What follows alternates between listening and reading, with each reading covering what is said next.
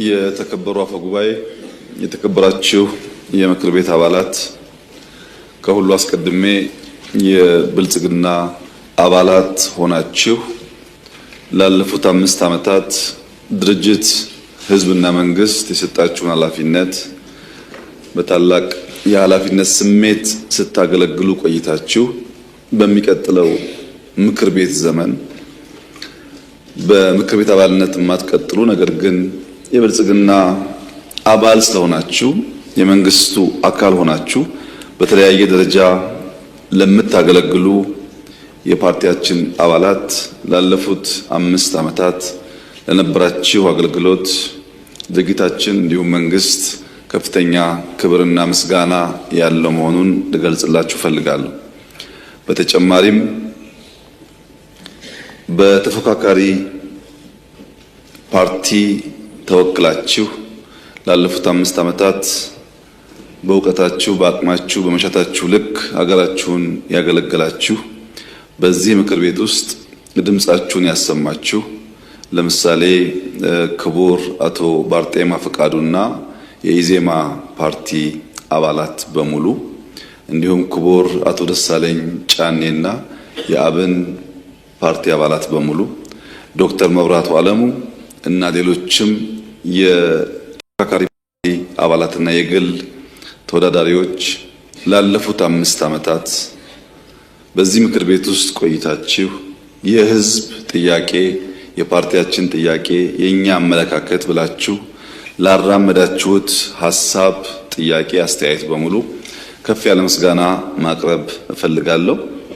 አንዳንዶቻችሁ በሚቀጥለው ምክር ቤት ከኛ ጋር የማትቀጥሉ መሆኑን የዘንድሮ ምርጫ ያሳየ ቢሆንም ክቡር አቶ ደሳለኝ ጫኔ የመጨረሻ ያሉት ንግግር የመጨረሻ ባይሆን የመንግስት ምኞት መሆኑንና ከምክር ቤት ውጪ እነዚህ አባላት ከመንግስታችን ጋር በጋራ ሆነን ኢትዮጵያን እንድናገለግል በተከበረው ምክር ቤት ፊት ጥሪ ላቀርብላችሁ ፈልጋለሁ። መንግስታችን እናንተን አካቶ ኢትዮጵያን ማልማት ይፈልጋል።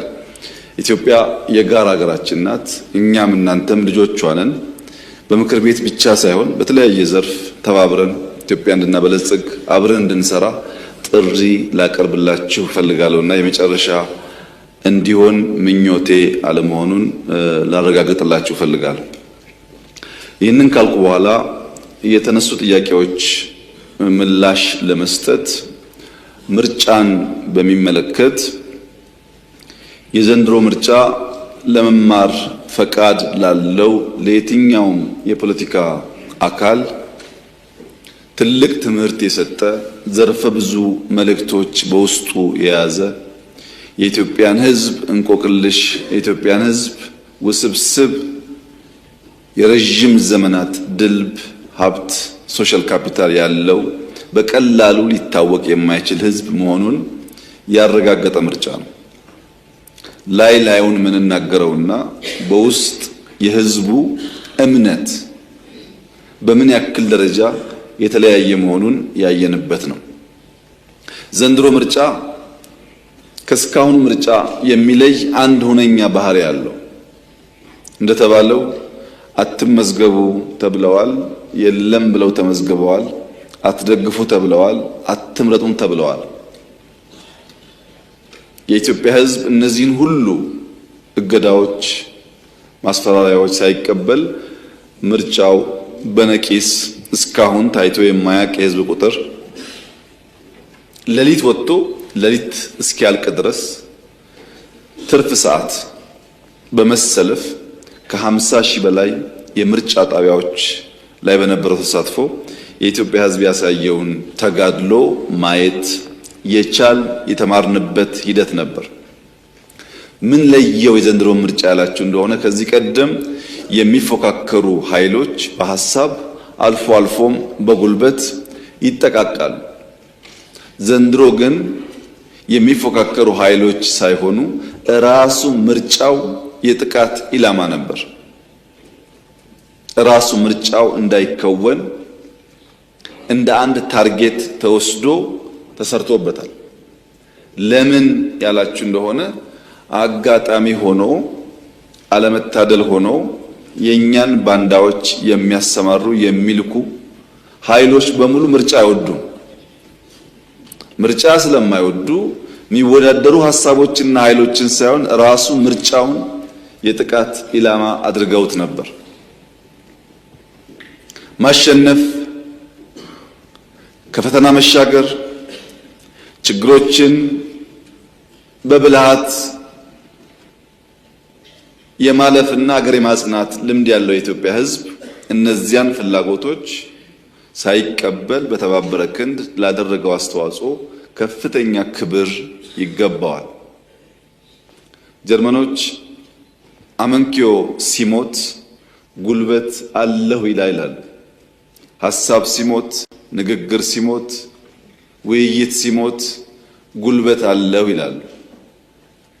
አለሁ ይላል። ኢትዮጵያውያን አባባል አላቸው። ውሃ ዝቅ ሲል ይሸታል፣ ሰው ደግሞ እየደከመ እየሰነፈ ሲሄድ ኩራትና ፉከራ ያበዛል ይላሉ።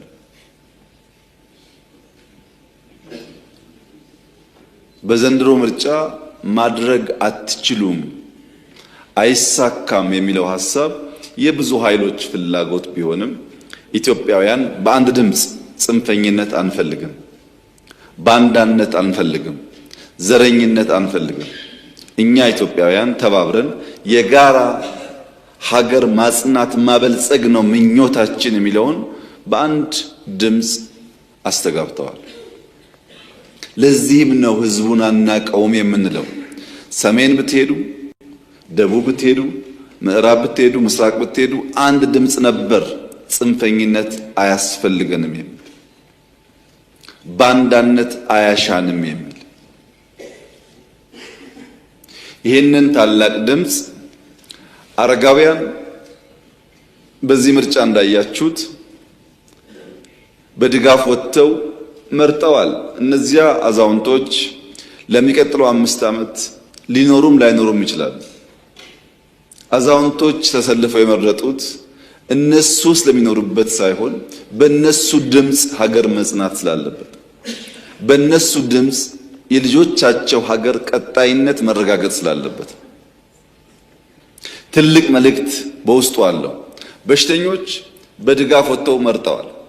በሽተኞች ይዳኑ አይዳኑ አይታወቅም።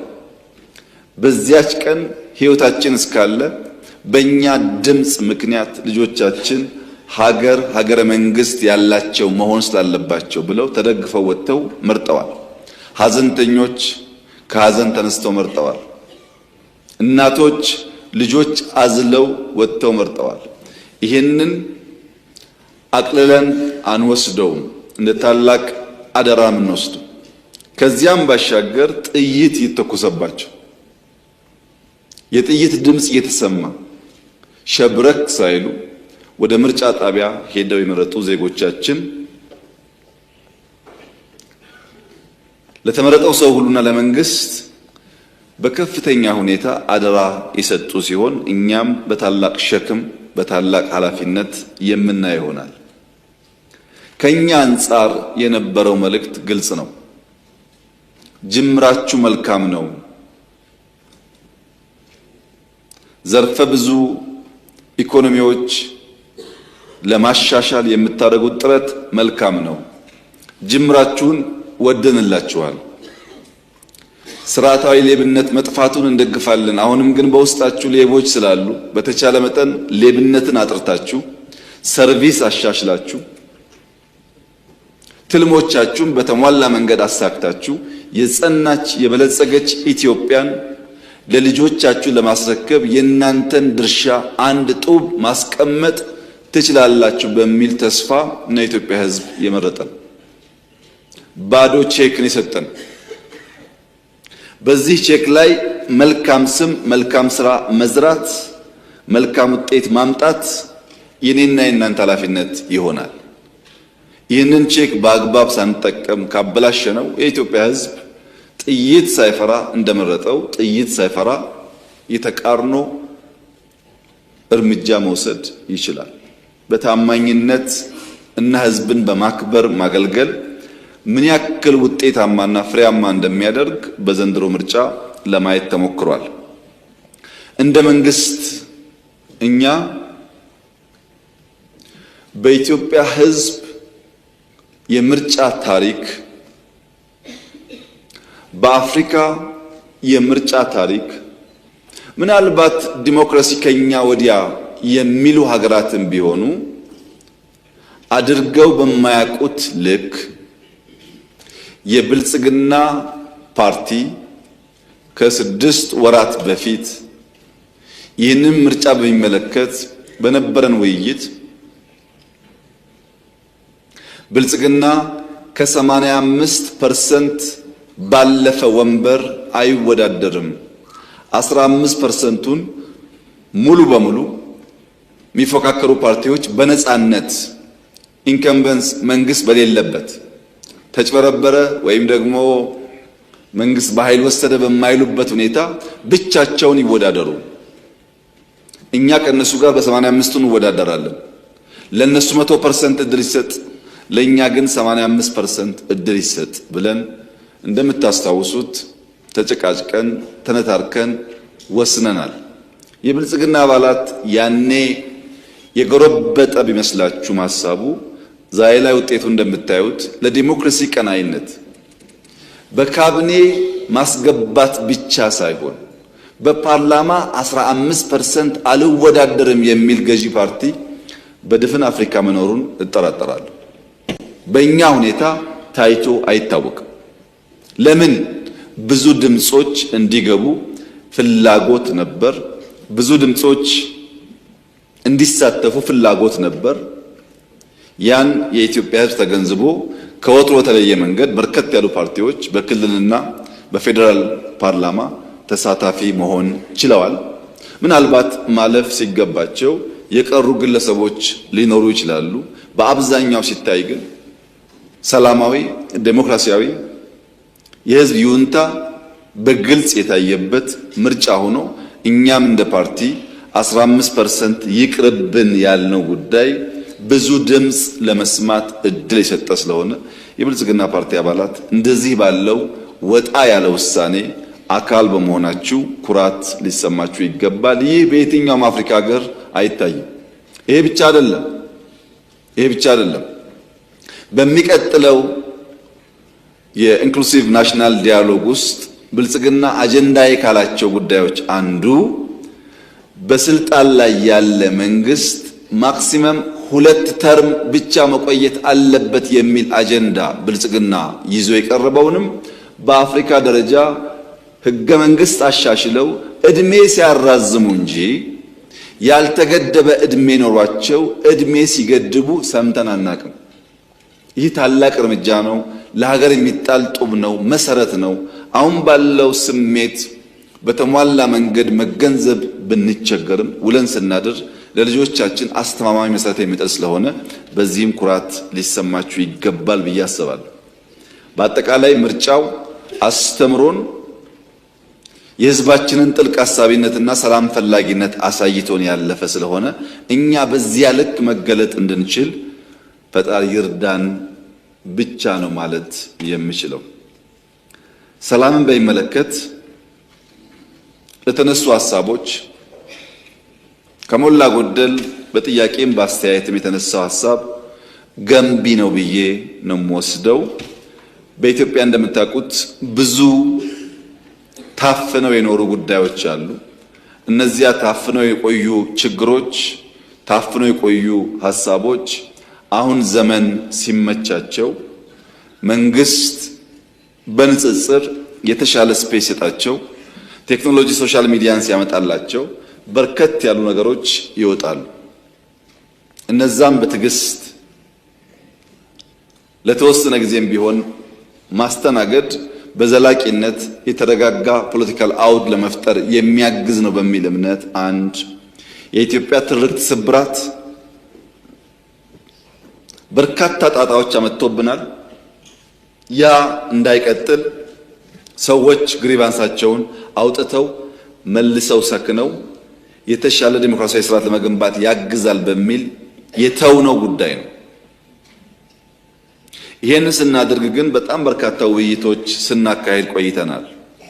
አንድ ጠያቂ እንዳነሱት እርሶን ለማግኘት ሰዎች ይፈልጋሉ ላሉት ባለፉት ዓመታት 225 መድረኮች ከህዝብ ጋር አካሂጃለሁ። ከህዝብ ጋር ብቻ ከሃይማኖት አባቶች፣ ከመንግስት ሰራተኞች፣ ከሐኪሞች፣ ከመምህራን፣ ከሀገር ሽማግሌዎች፣ ተወካዮች እየተባለ ከ225 በላይ ውይይት ተሳትፌያለሁ።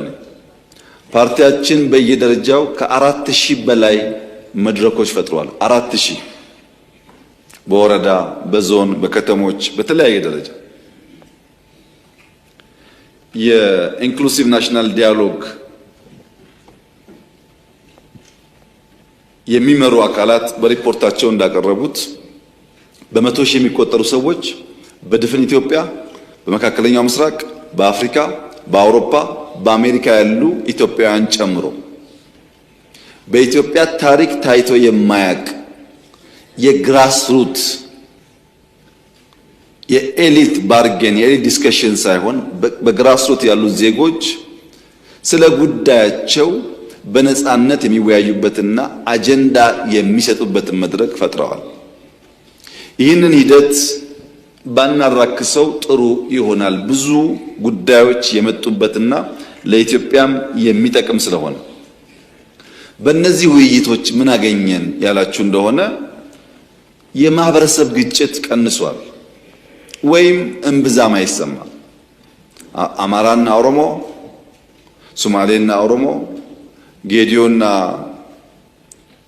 ሲዳማ ወይም ወላይታና ሲዳማ የሚባል ህዝብና ህዝብን የመሰለ የሚያገናኝ ግጭት ኢትዮጵያ ውስጥ ቀንሷል። ሃይማኖትና ሃይማኖትን የሚያጋጭ ግጭትም ኢትዮጵያ ውስጥ ቀንሷል። ኢትዮጵያ ውስጥ ያለው ምንድነው ያላችሁ እንደሆነ አሁን ብሔርን ከብሔር ሃይማኖትን ከሃይማኖት የሚያጋጩ ኃይሎች እነዛ ብሔሮች አልጋጭ ሲሏቸው እነሱ እየመጡ እየገጯቸው ነው። አሁን ያለው አጋጭ የነበረው ገጭ መሆኑ ነው እንጂ እርስ በርስ ያለ ጉዳይ እምብዛም አይታይም ወይም በእጅጉ ቀንሷል። ይሄ ትልቅ እርምጃ ነው። ይበልጥ ስንወያይ፣ ህግ ስናበጅ፣ ጥያቄዎች በአግባብ አድምጠን ስንመልስ በዜጎች መካከል በህዝቦች መካከል የሚፈጠሩ ጉዳዮች ይበልጡኑ እየቀነሱ እየሰከኑ የመሄድ እድል እንዳላቸው ያመላክታል። ያም ሆኖ ግን ያልተፈቱ ኢንሲደንቶች እዚህም እዚያም አሉ። እንደተባለው አንዳንድ ኃይሎች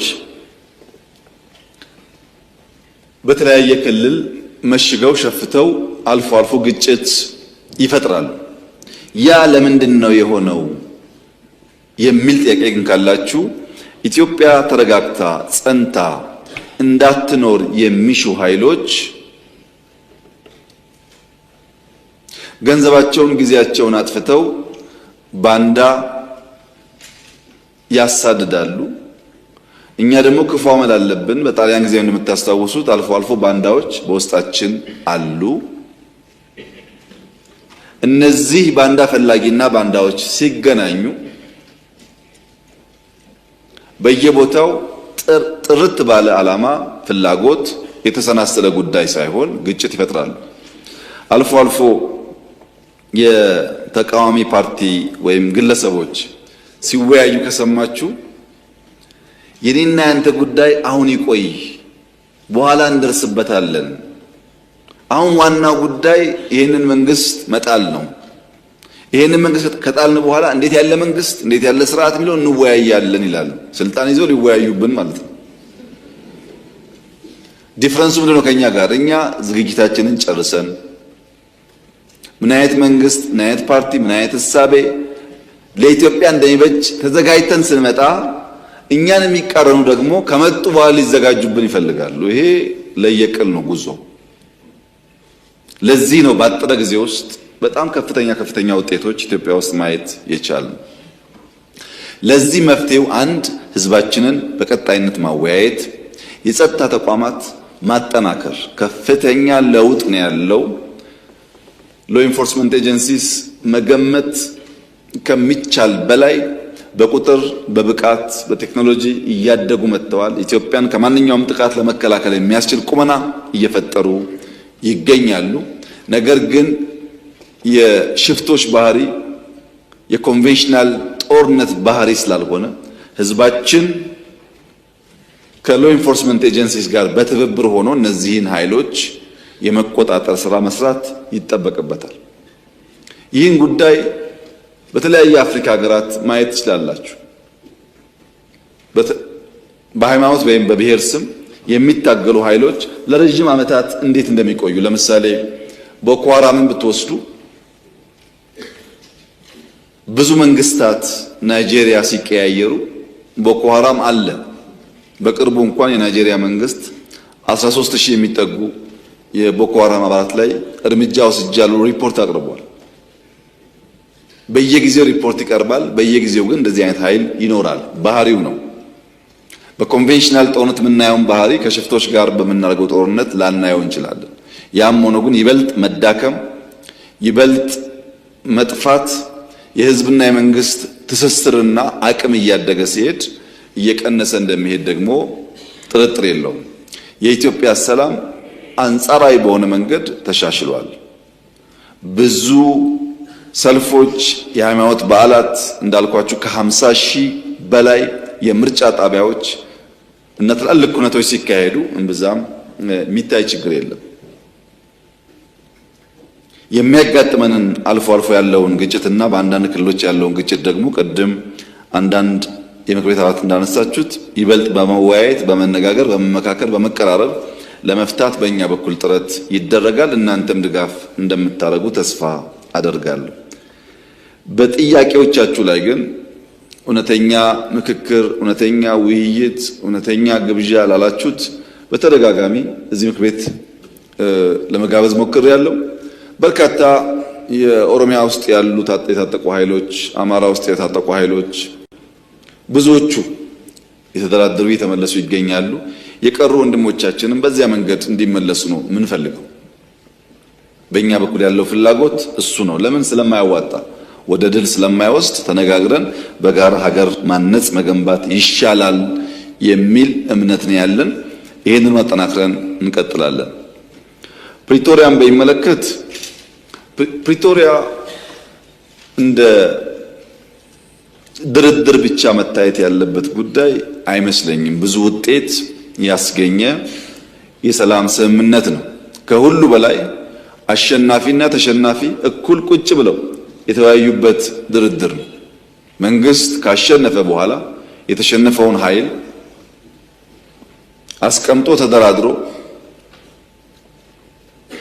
መፈራረም ብቻ አይደለም፣ በችግር ውስጥ የነበሩ የታጠቁ ኃይሎች ቀልቦ ብዙ ድጋፍ ሰጥቶ ለሰላም ያለውን ቁርጠኝነት ለማሳየት ሙከራ አድርጓል። በዚያ ስምምነት ምን ተገኘ ያላችሁ እንደሆነ ቢያንስ በትግራይ ጊዜያዊ መንግስት ማቋቋም ተችሏል። መንግስት ማቋቋም ቀላል ነገር አይደለም። ከ60,000 ያላነሱ የታጠቁ ኃይሎች በዲዲአር አስፈላጊው ክፍያ ተፈጽሞላቸው ከሰራዊቱ እንዲቀነሱ ሙከራ ተደርጓል። በርከት ያሉ እስረኞች፣ ምርኮኞች ተፈተዋል። በጦርነቱ የማረክናቸውን በርካታ ሰዎች ፈተናል። አንዳንድ ምርኮኞች ናቸው አሁን እዛ ሄደው ዋና ተቆርቋሪ ሆነው የትግራይን ሕዝብ እያመሱ ያሉት። ምርኮኞች መፍታት ብቻ ሳይሆን ሰርቪስ ቆሞ የነበረ በአየር በቴሌኮም በተለያየ መንገድ ሰርቪሶች ተለቀዋል። ከዚያ ባሻገር እነዚህ ኃይሎች ሀብታችን ንብረታችን የሚሏቸውን በተለያየ ቦታ ያሉ ሀብቶቻቸውን ጠብቀን አቆይተን ሰጥተናቸዋል። ቤቶች፣ ህንፃዎች እንደምታውቁት ማለት ነው። ከየት መጣ ብለን በቀላሉ ምክንያት ፈጥረን መውረስ የምንችላቸውን ሀብቶች ለሰላም ሲባል አቆይተን መልሰናል። አሁን ዛሬ እዛ ሰላም የሚያውቁ ኃይሎች ሚስቶቻቸው፣ ልጆቻቸው ከፊሉ አዲስ አበባ አብዛኛው ውጭ ሀገር እንዳሉ እናውቃለን። አዲስ አበባ ያሉትን ከፊል ቤተሰብ ያልነካንበት ዋናው ምክንያት በአንድ ሰው ጥፋት ዘሆል ቤተሰብ መታመሱን እንደ መንግስት በወደ ሰፊነት ማየት ይሻላል ብለን ስላሰብን በርካታ ጥቅም ከማስገኘት በተጨማሪ ለምን ፕሪቶሪያ ተስማማችሁ የሚሉ ደግሞ በጣም በርካታ አኩራፊዎች ተፈጥረዋል። ቲፒኤልኤፍ ብቻ ሳይሆን ትግራይ መውደም ነበረባት ብለው የሚያስቡ ኃይሎች አኩርፈዋል። ከኛም ገሸሽ ብለዋል። በአንጻሩ እነሱ ይተባበሩ ሞክረዋል። ፕሪቶሪያ እንዲህ ያለውን በርካታ ነገር በውስጡ የያዘ ነው። ከዚያ በኋላስ በየቀኑ በርከት ያሉ ውጊያ፣ ጦርነት ሊቀሰቅሱ የሚችሉ ፕሮቮኬሽንስ በየጊዜው ትግራይ ባሉ ኃይሎች ይፈጸማል። በየጊዜው ከሁሉ የከፋው አሁን በርካታ የትግራይ ልጆች በጉልበት ታፍሰው ሱዳን ላለው ጦርነት ተሽጠዋል።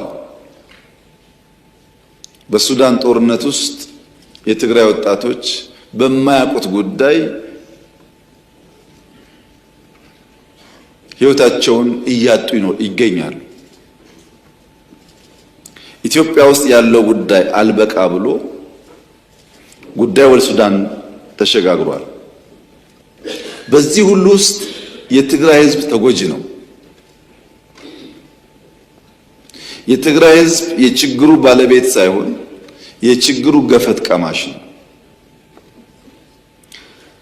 የትግራይ ሕዝብን ችግር የበለጠ ያባባሰው የውስጥ ቁስል መሆኑ ነው። የማይታይ የውስጥ ቁስል በቀላሉ የማይሽር መሆኑ ነው። በነገራችን ላይ ዛሬ በትግራይ ውስጥ ከሚኖር ትግራዋይ በላይ በሰላም ወጥቶ መግባት የሚችል አፈሳ የማይካሄድበት በደሴ፣ በጎንደር፣ በባህር ዳር፣ በአዲስ አበባ፣ ቢሾፍቱ፣ አዳማ፣ አርባ ምንጭ፣ ሐዋሳ ያለ ትግራዋይ ትግራይ ካለው ሰው በላይ ሰላም አለው። ትግራይ ካለው ሰው በላይ በሰላም ወጥቶ መግባት ይችላል። የሚያሳዝነው ጉዳይ ግን ትግራይ ብቻ አይደለም። አማራ አካባቢ የሚንቀሳቀሱ ኃይሎች ለአማራ ሕዝብ ሰላም፣ ደህንነት፣ ጥቅም እንታገላለን ብለው የሚሉ ኃይሎች በሚንቀሳቀሱባቸው አካባቢዎች ካለው የአማራ ተወላጅ ይልቅ ኦሮሚያ፣ ደቡብ፣ ሶማሊያ ያለው አማራ ሰላም አለው። እነዚህ እንታገላለን የሚሉ ኃይሎች ያሉበት አካባቢ የበለጠ ፍራቻ፣ የበለጠ ግድያ፣ የበለጠ ዘረፋና መታገዶች አሉ። ኦሮሚያ አካባቢ ለኦሮሞ እንታገላለን ብለው የሚምሉ የሚገዘቱ ኃይሎች ከሚንቀሳቀሱበት አካባቢ በላይ በአማራ ክልል የሚንቀሳቀስ፣ በሶማሌ የሚንቀሳቀስ፣ በአፋር የሚንቀሳቀስ ኦሮሞ የተሻለ ሰላም አለ። ዜጎች በገዛ ቀያቸው መንደራቸው በገዛ ልጆቻቸው እየታመሱ ይገኛሉ። ከቀያቸው ሸሽተው መኖር የተሻለ ሰላም የሚያገኙበት እየሆነ መጥቷል። ከህዝብ ተነጥሎ ህዝብ አስለቅሶ ህዝብ ዘርፎ የሚደረግ ትግል ደግሞ የትም ማድረስ እንደማይችል ከታሪኮቻችን መማር የምንችል ይመስለኛል። መንግስት አብዛኛውን ጉዳይ በትዕግስት የሚያየው ወደ ግጭት የማይገባው ለምንድን ነው ያላችሁ እንደሆነ ዓላማ ቢስ ነው። ዓላማ የለውም። ይህንን ግጭት ከፈጸምን በኋላ አሳካን ብለን የምንናገረው አንዳች ቁም ነገር የለም። በዚያም በዚህም ብንገል ብንሞት ትርጉም የለው። ኢትዮጵያ ውስጥ በተለይ ትግራይ አካባቢ ያለው የፖለቲካል አውድ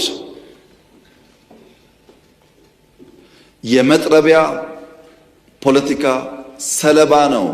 ትግራዋይና ኢትዮጵያውያን የሆኑት መጥረቢያ ሶስት አክተሮች አሉት። አንደኛው አክተር ከብረት የሚሰራው የሚቆርጠው የተሳለ ነገር። ሁለተኛው አክተር ተጣሞ እዚያ ውስጥ የሚገባው እንጨት ነው። ሶስተኛው አክተር እንጨቱን ይዞ የሚቆርጠው አካል ነው። የመጀመሪያው ብረቱ የተሳለው መጥረቢያ ምንም ዓላማ የለውም። የእንጨቱን ዓላማ ይፈጽማል። እንጨቱ ሲያዘው ብቻ የእንጨቱን ፍላጎት የእንጨቱን ዓላማ ፈጻሚ እንጂ የራሱ ሐሳብ የራሱ ዓላማ የለውም። እንጨቱም የያዘውን እጅ ወደ መራው የሚሄድ በያዘው እጅ የሚታዘዝ የያዘውን እጅ ፍላጎት የሚመልስ እንጂ የራሱ ዓላማ የለውም። ቲፒኤልኤፍ እንደ መጥረቢያ ነው። መያዛው እንጨት እንደ ሻዕቢያ ነው። ዋናው አዛዦች ባለጉዳዮች ሌሎች ናቸው። ከመጥረቢያው ጋር ከብረቱ ጋር ብንጋጭ እንጨቱ እስካለ ድረስ ከእንጨቱ ጋር ብንጋጭ እንጨቱን የሚያዘው ሰው እስካለ ድረስ ዘላቂ ሰላም አናገኝም።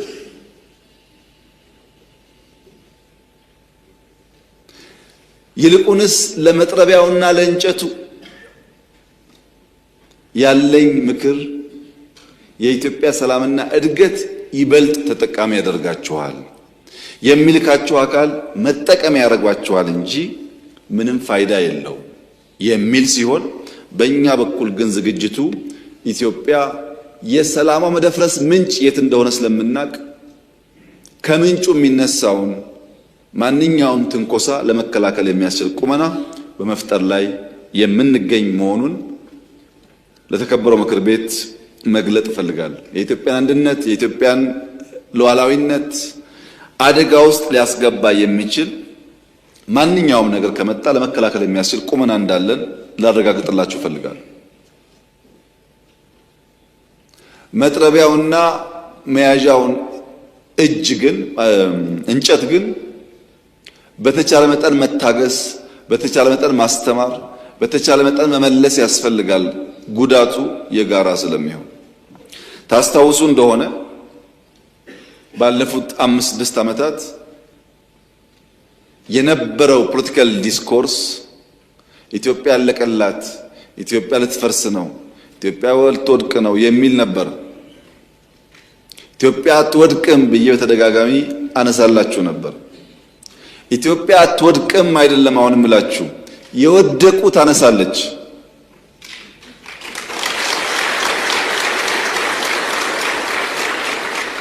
የወደቁ ታነሳለች፣ የተኙ ታነቃለች። ሊለሙ ሊበለጽጉ ሲገባቸው ያልገባቸውን ወንድምና እህቶቿን አንቅታ ወደ ብልጽግና ጎዳና ትወስዳለች። ይህ የኢትዮጵያ ጉዞ ይሆናል። በነገራችን ላይ ዶክተር ደሳለኝ ጫኔ ዛሬ ጥያቄ ንግግር ሲያደርጉ በጣም ደስ ያለኝ ነገር ምን ያክል መደመርን እንደበሉት ነው። እውነቴን ነው። በጣም ደስ ያለኝ ስለ ሚዛናዊነት፣ ስለ ክልል ኢምፓወርመንት እና ስለ ሀገር ዩኒቲ ኮሪደር ላይ ብቻ ሳይሆን ዳይቨርሲፋይድ ኢኮኖሚ ስለመገንባት በጣም ትላልቅ ቁም ነገሮች አንስተዋል። ሙሉ በሙሉ የመደመር መንግስት እሳቤዎች ማለት ነው። ይሄ በነበረን ቆይታ አንዱ ከአንዱ ሀሳብ ተወራርሷል ማለት ነው።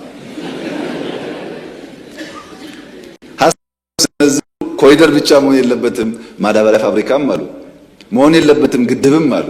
ስለዚህ አቋማችን በብዙ ጉዳይ እየተቀራረበ ስለመጣ በጋራ የምንሰራበትን ነገር ብናሰፋ ጥሩ ነው ለማለት ብዬ ነው። ምክክርን በሚመለከት ምን ይጠበቃል ለተባለው ይህ የናሽናል ዲያሎግ እድል ሰፊ እድል ነው።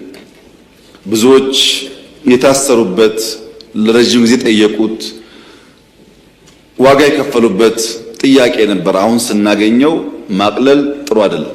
ኢትዮጵያውያን አንድ ክፉ አመል አለን። እድል ሲመጣ አንጠቀምም፣ ካለፈ ደግሞ እናዝናለን። ዛሬን ከመኖር በትዝታ መቆዘም መናፈቅ እንወዳለን። ይሄ በየዘመናት የነበረ ችግር ነው። ሰው እንኳን ሲኖር ትዝ አይለንም፣ ሲሞት ግን ደግነቱ አዛኝነቱ ይበዛብናል። ይሄ ባህሪ ጥሩ አይደለም። ይሄ ውይይት ለኛ ብቻ ሳይሆን ለአፍሪካውያን ጠቃሚ ነው። ምክንያቱም ከታች ጀምሮ የተደረገው ውይይት ስለሆነ እንደተባለው የፈጠነ አይደለም። እንደምታስታውሱት የሰጠናቸውን ጊዜ መጨረስ አቅቷቸው ይሄ የተከበረው ምክር ቤት ጊዜ አራዝሞላቸው ነው እየተካሄደ ያለው እንጂ ፈጥነን የፈጸምነው ጉዳይ አይደለም። ለውጥ ከመጣ 8 ዓመት ነው። 8 ዓመት ሙሉ እኮ ያሸነው ይቆይ አንቀድም ህገ መንግስት ያልነው የንጉሱን ህገ መንግስት የደርግ መንግስት መቅደዱ የደርግን መንግስት ህገ መንግስት የኢህአዴግ መንግስት መቅደዱ ለኢትዮጵያ አልጠቀመም። በዛ መንገድ ከምንሄድ ህዝብ አወያይተን አንቀድም፣ ጠቃሚውን ይዘን የጎደለ ጨምረን የሚሻሻል ካለ እናሻሽላለን ያለው ይሄ ትልቅ ምርታ ይመስለኛል። በነገራችን ላይ አውትፑቱን በሚመለከት አንዳንዱ ፌደራል ስርዓት ይፈርሳል፣ አንዳንዱ ብዙ መላምቶች አሉ። እኔ ከወዲሁ ምን አይነት ውጤት እንደሚያመጣ መናገር ባልችልም የምጠብቀው ግን በህገ መንግስት ውስጥ ለኢትዮጵያ ጠቃሚ ሐሳቦች ካሉ እንዳሉ ይቀጥላሉ ብዬ አስባለሁ። ቢሻሻሉ ማንንም የማይጎዱ የማያስኮርፉ አንድ አንቀጽ አሻሽለን ማንንም የማንጎዳ ነገር ግን የኛን ህብረት የኛን አንድነት የሚያጠናክር ከሆነ ቢሻሻሉ ይሻላል ብዬ አስባለሁ። ያለውን የሚያፈርስ አንቀጽ ይፈጠራል ብዬ ግን አልገምትም። ያለውን የሚያሻሽል የሚያጠናክር ይፈጠር ይሆናል እንጂ ያለውን የሚያጎል ነገር ይፈጠራል ብዬ አላስብም። እዚህ ጋር አንድ በአንክሮ እንድትረዱኝ የምፈልገው ጉዳይ በተለይ የተፎካካሪ ፓርቲ አባላት በሌላም ሀገር ያላችሁ ፖለቲከኞች እኛ እንወያይ፣ እንመካከር፣ እንፍታ እያል ያለነው ችግር እኛ የፈጠርነው ችግር አይደለም። ለምሳሌ አማራና ትግራይ አካባቢ የወልቃይት ጉዳይ ይነሳል። እኛ አልፈጠርነውም እኮ እኛ ላይ ወደቀብን እንጂ እኛ አልፈጠርነውም። ይሄን ችግር እንፍታው ነው ያልነው እንጂ እኛ የፈጠርነው ችግር ነው ማለት አይደለም። ልማት በሚመለከት መገጭ ወይም አርጆ ወይም ሶማሌ ክልል ወይም አፋር የተጀመረው ግድብ እኛ ላይ ወደቀብንና እንፍታዋልን እንጂ እኛ እኮ አልጀመርነው። የተጀመሩ የምትሏቸው ጉዳዮች እኮ እኛ አልጀመርናቸው። ህዳሴ ከነጥፋቱ እኛ ላይ ወደቀብን እንጂ እኛ አልጀመርነው። የምንወያየው የብልጽግና ፓርቲ ወይም የመደመር መንግስት የፈጠራቸውን ችግሮች ለመፍታት አይደለም። ለዘመናት የተከማቹትን አብረን ተወያይተን መልክ እናበጅ፣ አዲስ ሶሻል ኮንትራክት እንፈርም ለማለት ነው። እዚህ ጋር መዛባቶች ያሉ ይመስለኛል። ልማትም ስንጠይቅ የተጀመረው ማን ጀመረው? ለምን ጀመረው? ፖለቲካል ኢሹም ሲሆን እንዴት ተጀመረ? እንፍታ የሚለውን ኮሚትመንት እኛ እንደፈጠርነው አይነት ተደርጎ ባይወሰድ ጥሩ ነው። ያም ሆኖ ግን አሁን ያለው ትውልድ መክሮ ዘክሮ ተነጋግሮ መፍታት አለበት የሚለውን እኛም እናምናለን። ለዚያም ነው ውይይቱን በዚህ መልክ እየደገፍን ያለ ነው። እንዴት ይሆናል ብለው ያስባሉ ላሉት ምንም ነገር አይሆንም። በደንብ እንወያያለን። ጠቃሚ ሐሳቦች ይመጣሉ። እነሱም ኮሚሽኑ አቀናብሮ ለኛ ያቀርብልናል። እኛ ትምህርት እንወስድበታለን፣ እንወያይበታለን። ሊሻሻል የሚገቡ ጉዳዮች እናሻሽላለን። ተሰብስበን አጨብጭበን እናጸድቃለን። ምንም አይፈጠርም። ምንም የሚፈጠር ነገር የለም። ምክንያቱም አስበን አቅደን በእውቀት በዝግጅት ነው የምንሰራው። ምርጫ እኮ መክረውናል፣ አታርጉ አይሆንም ብለውናል። አይ ግድ የላችሁ ምርጫም ይደረጋል፣ መንግስትም ይቋቋማል፣ ጠቅላይ ሚኒስትሩ ንግግር ያደርጋሉ። የሚቀር ነገር አይደለም ማለት ነው። በዚሁ አጋጣሚ ለምክር ቤቱ ጠቃሚ ባይሆንም እንደው ለመላው የኢትዮጵያ ሕዝብ ለመግለጽ ባለፈው 5 ዓመት ምርጫ አሸንፈን ታስታውሱ ከሆነ አጠቃላይ ዓለም ላይ ባለው ፖለቲካል አውድ የበዓለ ሲመት ብለን እንግዶች ጋብዘን አክብረን ነበር። በሚቀጥለው ጊዜ ግን እንደዛ አይነት ጊዜ ማባከን አስፈላጊ ነው ብዬ እኔ አላምንም። ብዙ ጥያቄዎች ስላሉ በመንገድ መልስ እንዲሆን ብዬ ህዝቡ ባለፈው በምርጫ ስራ ስሩልን ብሎ መርጧል። ፓርላማ ጠዋት የሚመርጠውን ከመረጠ በኋላ ወዲያ ወደ ስራ መግባት እንጂ እንግዳ ስንቀበል እንግዳ ስንሸኝ ጊዜ ማባከን አስፈላጊ አይደለም። ይሄ ባህል በሌሎች ሀገራትም ቢቀር ጥሩ ነው። መዘጋጀት የሚገባው ለምርጫው ነው። ካሸነፍን በኋላ ዘለው ወደ ስራ እንጂ ለድግሱ የሚጠፋው ጊዜ ቢቀር ነው የሚሻለውና ጥያቄ ያላችሁ ሰዎች እግረ መንገድ መልስ እንዲሆናችሁ ብዬ ነው። የሚጋበዝም የለም የሚደገስም የለም፣ ስራ ይቀጥላል ማለት ነው።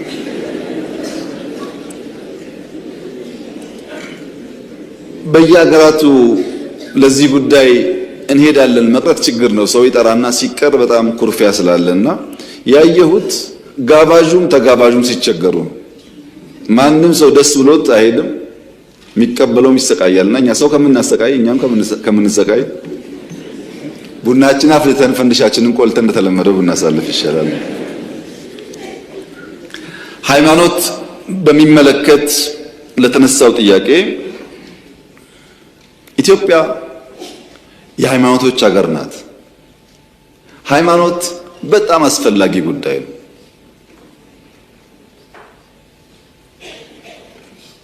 ሀገር በኢንፍራስትራክቸር ብቻ አትገነባም። ሱፕራና አልትራስትራክቸር ለአንድ ሀገር በእጅጉ ያስፈልጋል። ሱፕራና አልትራስትራክቸር የሚገነቡ ባህሎች፣ ትውፊቶች፣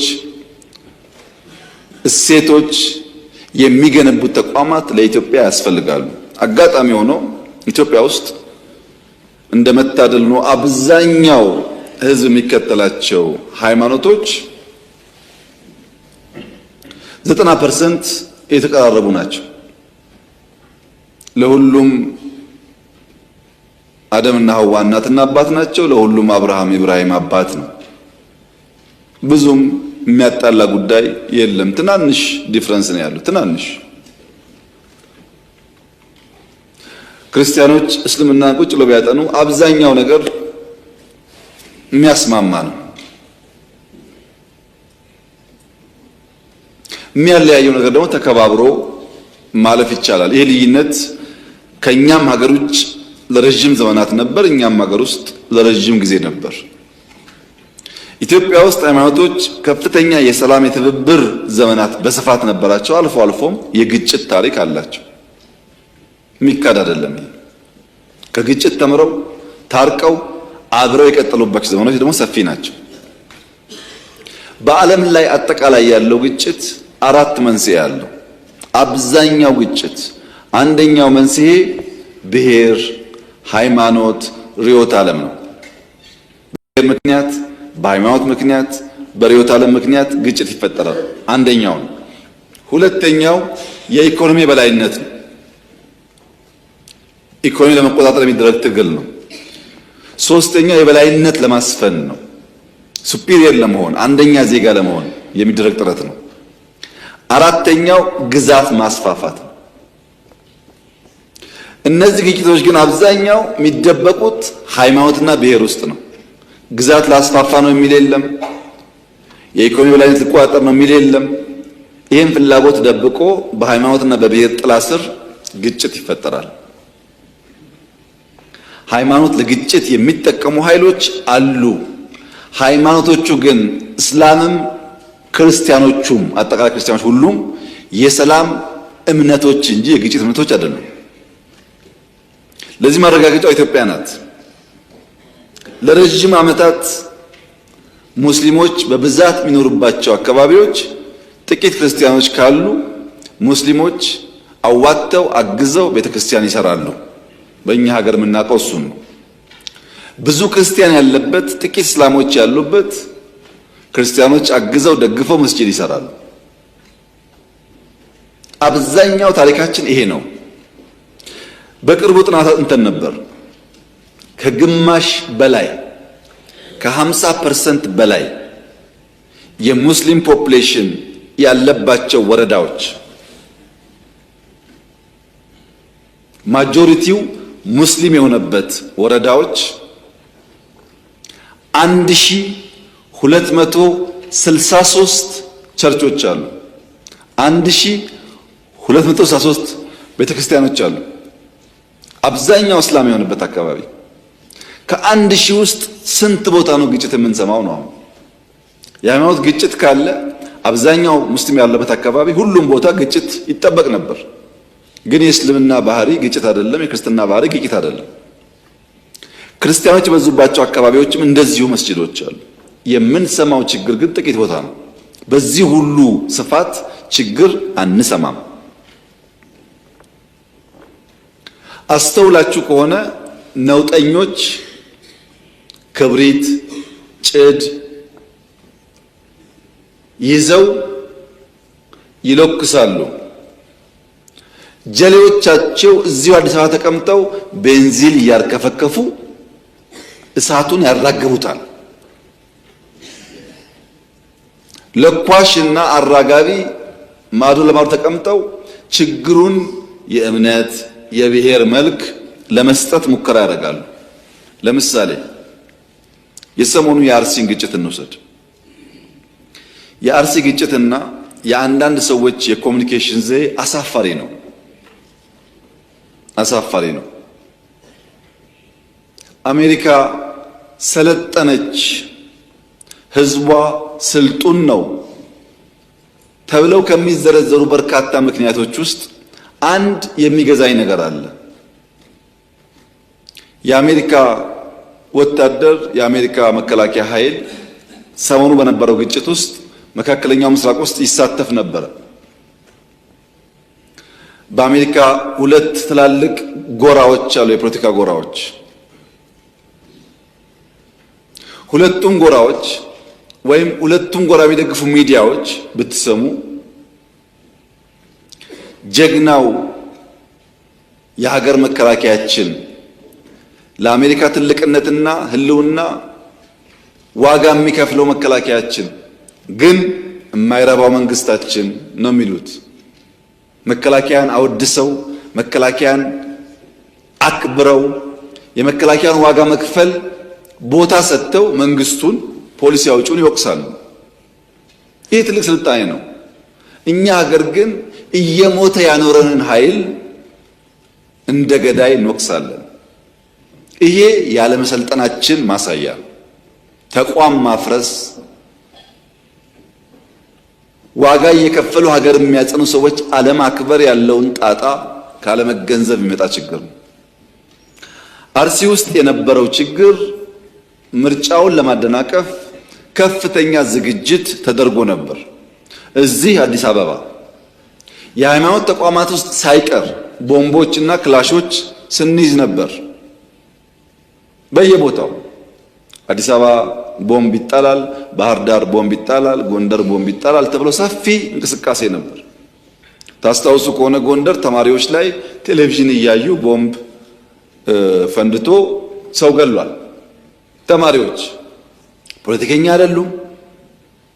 ምናልባት የዚህ መንግስት ተቃዋሚ ሊሆኑ ይችላሉ። በሐሳባቸው ማንነታቸው ሳይለይ ዝም ብሎ ቦምብ ጥሎ ሰው መግደል ምን አይነት ፖለቲካና እውቀት እንደሆነ አይገባኝም። ልክ እንደዚሁ የምርጫ ጣቢያዎች ላይ ከፍተኛ ጥንቃቄ ስለነበረ ያቃታቸው ኃይሎች ህዝቡን ሊያጠቁ ወደ አንድ መንደር ሄዱ። አርሲ ውስጥ እዚያ መንደር ህዝብ የሚከላከል ኃይልና ህዝብ የሚያጠቃ ኃይል ተጋጠመ። በጥቅሉ አርሲ በነበረው ግጭት ህይወታቸው ያለፈ 11 ሰዎች ናቸው። ከ11ዱ ሰዎች 8ቱ ሚሊሻና ፖሊስ ህዝባቸው እንዳይገደል ተፋልመው ህይወታቸውን ገብረው የብዙ ንጹሃን ዜጎችን ህይወት የታደጉ ናቸው። እነዚህ ፖሊስና ሚሊሻዎች ክብር አይገባቸውም? እነዚህ ፖሊሶች፣ ሚሊሻዎች ቤተሰብ የላቸውም? ልጆች የላቸውም? ለኛ ሞተው ሲያበቁ እነሱ እንደማወደስና እንደማመስገን የነሱ መስዋዕትነት ማራከስ በብዙ ፖለቲከኞች ይታይ ነበር። አሳፋሪ ነው፣ አሳፋሪ ነው። በእርግጥ 3 ንጹሃን ዜጎች በዚያ ግጭት ውስጥ ሞተዋል። በነበረው ግጭት ውስጥ ለምሳሌ የሃይማኖት መልክ መስጠት ታስቦ ነበር፣ ግን እዚህ ውስጥ ሙስሊሞች ሞተዋል። ባይዘው ሙስሊሞች የሞቱት በንጹሃን ዜጎች ብቻ አይደለም። ህዝብ ለመታደግ እየተፋለሙ የሞቱ ሚሊሻና ፖሊሶች ሙስሊሞች አሉበት። ምን ነው የሃይማኖት ግጭት? ሰው እንዳይመታ እየተዋደቀ ያለን ሰው በሃይማኖት ጥላ መውቀስ ተገቢ ነው? ነገሩስ በወጉ በቅጡ ሳይገነዘቡ ማራገብስ ተገቢ ነው? ይሄ አይጠቅመንም። ከዚህ የሚገኝ ፖለቲካል ትርፍም አያዋጣም። የሞተው ወንድማማች ነው። ከዚህኛውም ከዚያኛውም እምነት ሊሆን ይችላል። ግን ውጊያው የእምነት ሳይሆን ሽፍቶች ሰው ገለው ሰው አፈናቅለው የነበረውን ሰላማዊ ድባብ ለማጠልሸት ስራ ተሰጥቷቸው እዛ ብቻ እንኳን በርካታ ቦታ ሌላውን አክሽፈነው ነው ያደረጉት ሙከራ ውጤት ነው። በዚያ ቦታ ላይ ህዝባቸውን ለመታደግ መስዋዕትነት ለከፈሉ የፖሊስና ሚሊሻ አባላት የተከበረው ምክር ቤት ክብር እንዲሰጥልኝ በትህትና ጠይቃለሁ።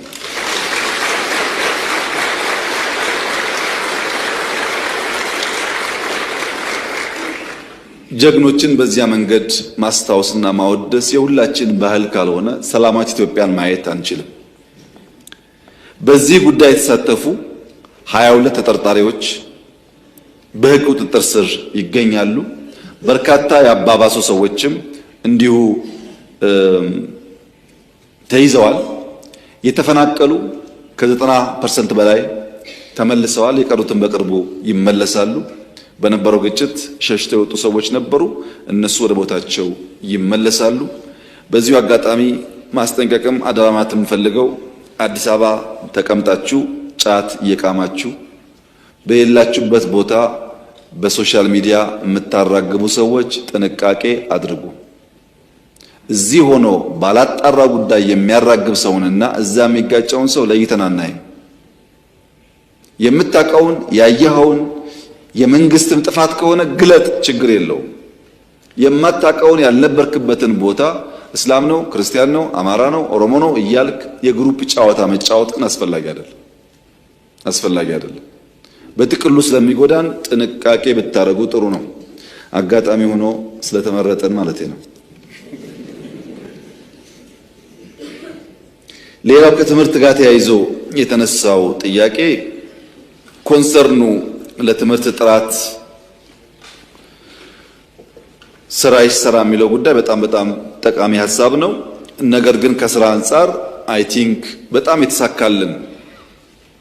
የተሳካልን የስራ መስክ አንዱ ካለ ትምህርት ሚኒስቴር ነው።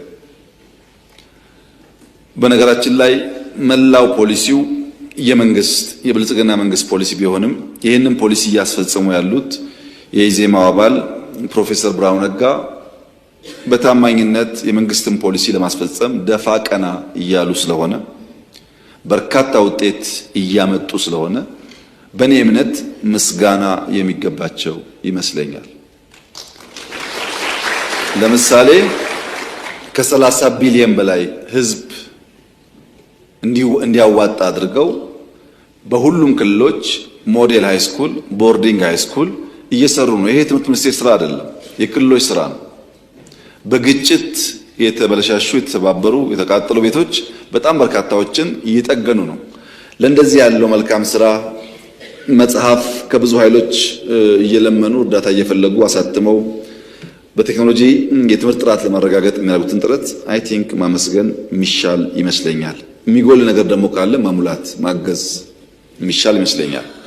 በእኛ በኩል ግን በትምህርት ዘርፍ ያለን አቋምና የምንሰራው ስራ ከየትኛውም ዘርፍ ስራ በላይ እንኮራበታለን። አንደኛ ባለፉት 7 ዓመታት 35,000 መዋለ ሕፃናት የገነባ መንግስት ነው። አንድ መንግስት አይደለም፣ 10 መንግስት ደምራችሁ አታገኙም ይሄን ቁጥር። 35,000 መዋለ ሕፃናት የገነባ ነው። እነዚህ ሕፃናት ምርጫ እንደማይመርጡን እናውቃለን። በፌስቡክ ላይክ እንደማያደርጉ እናውቃለን። በዩቲዩብ ወጥተው እንደማይናገሩ እናውቃለን። ከ20 ዓመት በኋላ ግን የኢትዮጵያ ህልውና እንደሆነ ደግሞ እናውቃለን። ከአጭር ጊዜ አንጻር ሳይሆን ከረጅም ጊዜ አንጻር ነው ኢንቨስትመንቱ። በ5 ዓመት እንዴት መዋለ ሕፃናት የገባን ሰው ውጤት ማወቅ ይቻላል? ከመደመር መጽሐፍ ሽያጭና ከመሰል ግብአቶች ብቻ የፈርስት ሌዲ ኦፊስ 35 ሞዴል ሃይ ስኩልስ በሁሉ ክልል ሰርቷል። እንዴት ሊራከስ ይችላል? የኢትዮጵያ ዘመናዊ መንግስት ከተመሰረተ ባለፉት 100 ዓመታት ይሄ ኦፊስ 30 ትምህርት ቤት አልሰራም። በ100 ዓመታት ውስጥ ማራከስ አይቻልም። ትልቅ ውሳኔና ትልቅ ኮሚትመንት ነው። ኤሌመንተሪ እና ሃይ ስኩል በጣም በስፋት በብዙ ሺዎች ነው እየገነባን ያለን። ሞዴል ሃይ ስኩሎች የገነባናቸው ማደሪያ ብንጨምርበት ቦርዲንግ ስኩል መሆን ይችላሉ። በጣም በቆንጆ ስታንዳርድ እየተሰሩ ነው ያሉት። እኔና እናንተ አርብ እበት ለቅልቀን ሰኞ የምንማርበት አይነት አይደለም ማወራችሁ። እንደዛ አይነት አይደለም። ከዛ በጣም እየተሻሉ ኢንፍራስትራክቸር እየተገነቡ ነው ያሉት። ቅድም ክቡር ዶክተር ደሳለኝ ሲያነሱ ስለ መምህራንና ተማሪዎች ያሉት ሀሳብ ትክክል ነው። መምህራን ሪስፖንሲቢሊቲ ያለባቸው ተማሪዎቻቸው እንዲያልፉ ቀላል ሚና አይጫወቱም። ትክክል ነው ሀሳቡ።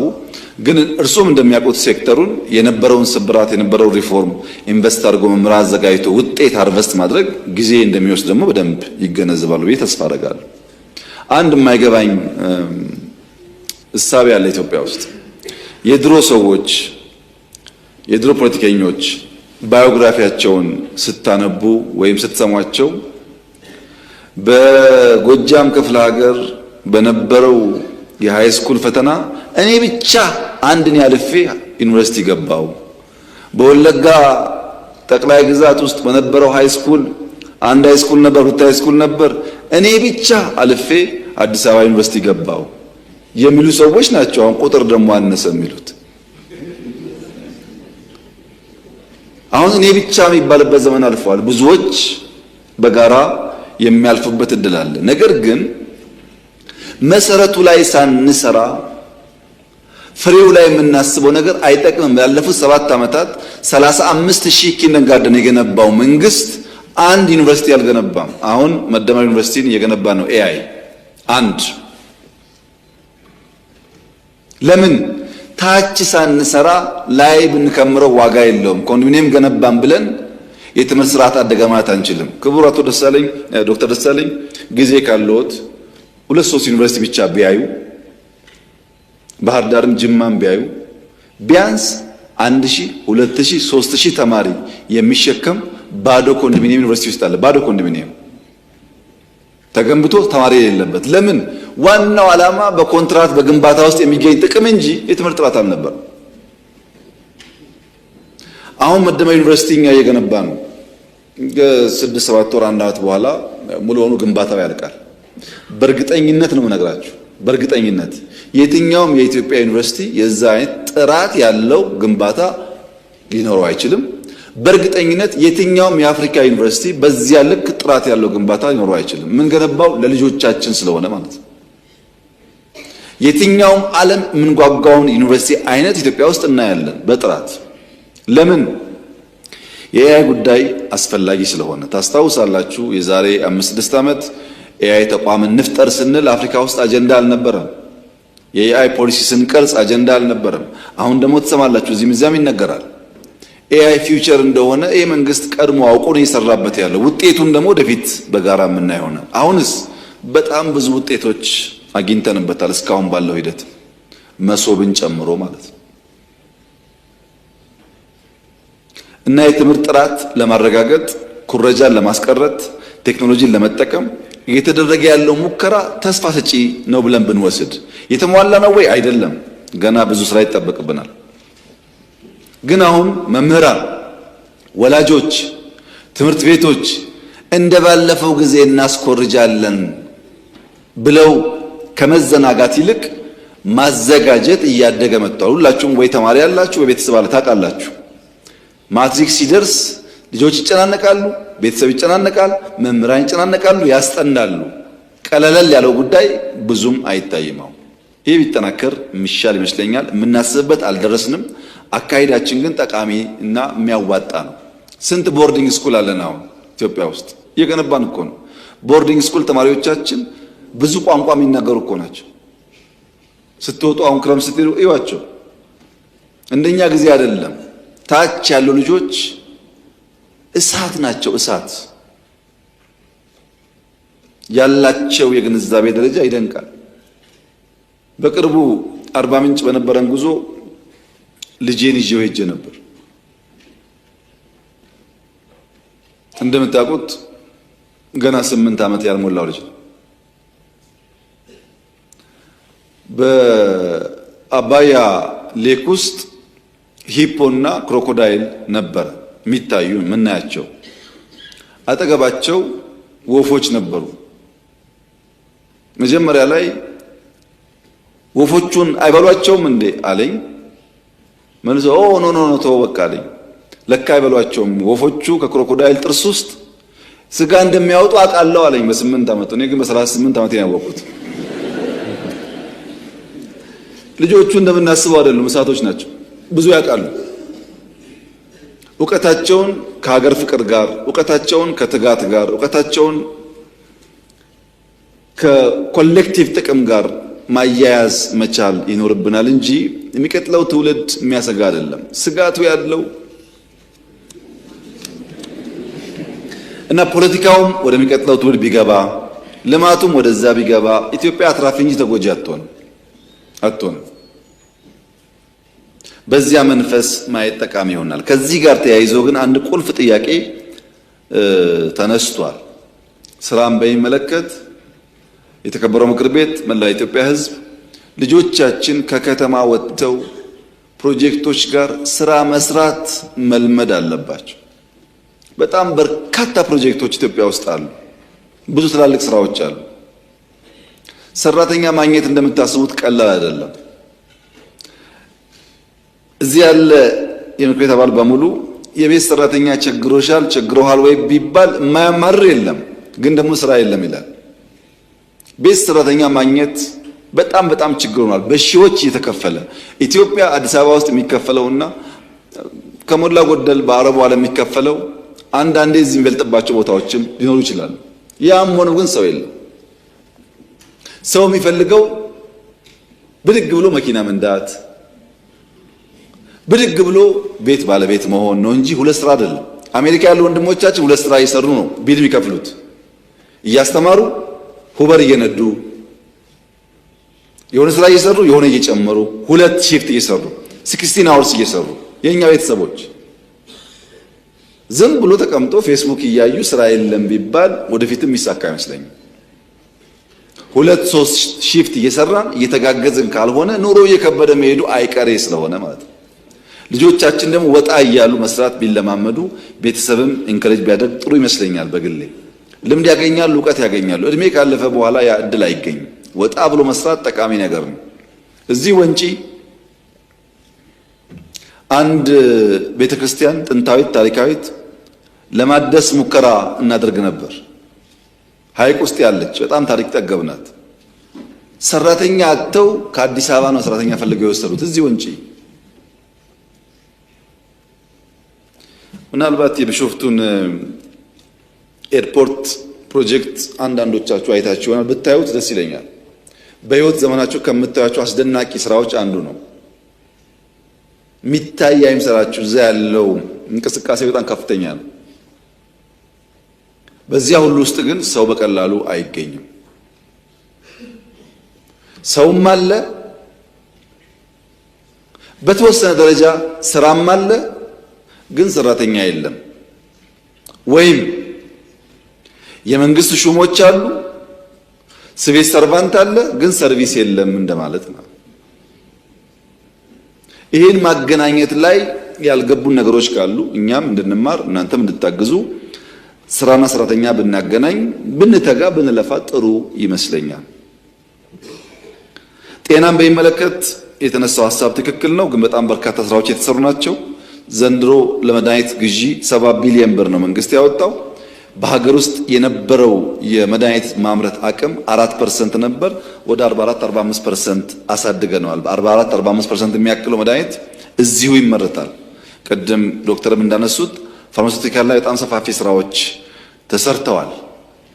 ይሰራል ለተባለው ማለት ነው። አሃሪን ጨምሮ የአሃሪ ላብ የመጀመሪያው ነው። ዋና ዓላማው ቫክሲን ስንሰራ አቅም የመቆጣጠርም የመደገፍ አቅም እንዲፈጠር ታስቦ የተሰራ ስራ ነው። የሕክምና መሳሪያዎች ከ60 ቢሊዮን በላይ ነው ያወጣ ነው። ብዙ መሳሪያዎች እያስገባን ያለ ነው። ኢትዮጵያ ትልቅ ሀገር ናት። በ2 እና 3 ሆስፒታል ስራ የኢትዮጵያን ፍላጎት ማሟላት አይቻልም። አዲስ አበባ ውስጥ ባለፉት ጥቂት ወራት ብዙ አስመርቀናል። በሚቀጥለው 2-3 ወርም እንደዚሁ የሚመረቁ አሉ። ጳውሎስን ብቻ ብትወስዱ የድሮ ጳውሎስ ተጨማሪ 1000 አልጋ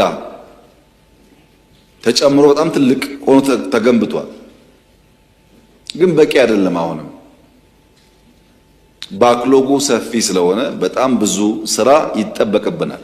ያም ሆኖ ግን ፋርማሲውቲካል ላይ ሆስፒታል ላይ በነበረው ግንባታ በመቆጣጠር አቅማችን ምክንያት የዓለም